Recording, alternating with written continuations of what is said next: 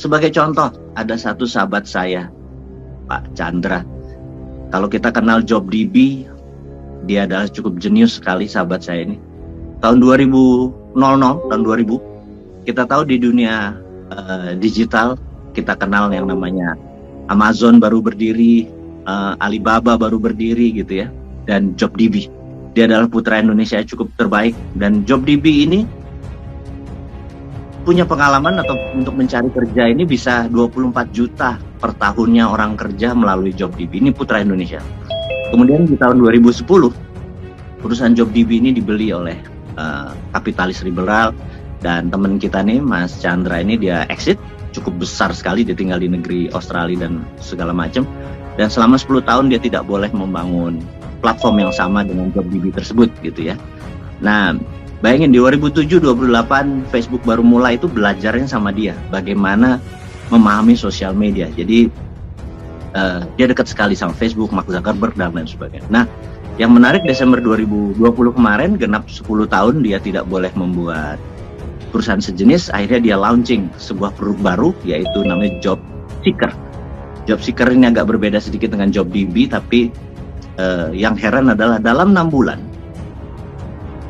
itu sekarang, yang platform JobSeeker ini sudah dipakai ke 1,9 juta pencari kerja warga Indonesia, dan ada sekitar 50.000 UKM yang memerlukan tenaga kerja mencari pegawai atau employee di JobSeeker. Dan perusahaan ini baru 6 bulan dan valuasinya langsung naik ke hampir 50 juta dolar. Saya bertanya sama dia, gimana caranya Anda punya 1,9 juta?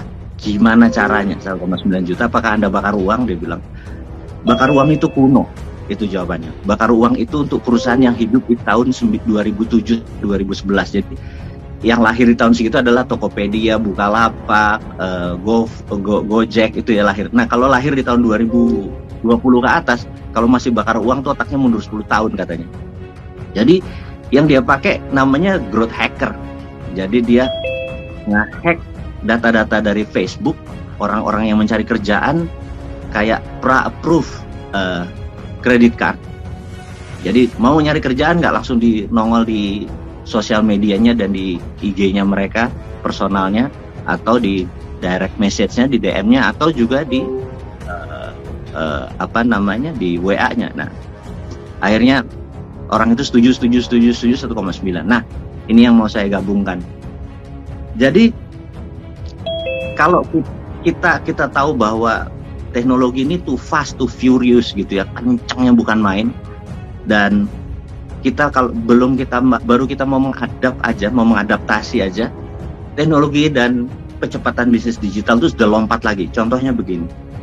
Banyak sekarang teman-teman di Muhammadiyah atau teman-teman pergerakan mahasiswa yang bercita-cita mulia ingin membangun ekonomi, ingin membuat platform yang namanya marketplace gitu ya.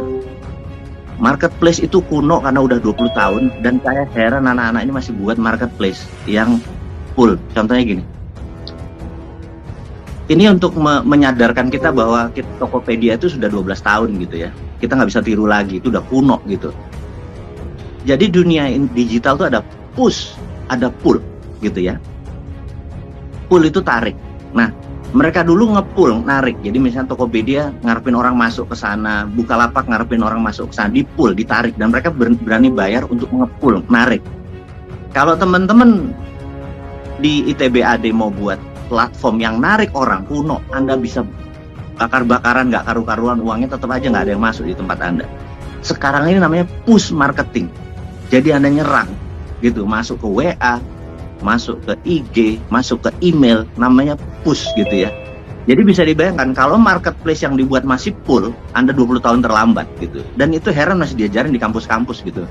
Bahkan dosen-dosennya ngomongnya begitu, marketplace. Saya bilang, ya Mas Chandra ini yang mengenlight saya atau mencerahkan saya bahwa sekarang udah zamannya push, jadi hack, tarik dan nyuri gitu ya datanya. Karena kalau nggak kita terlibat dengan kapitalis. Nah, jadi sisi Robin Hood ini memang kita harus lakukan, teman-teman semua. Agak jahat sih sebenarnya.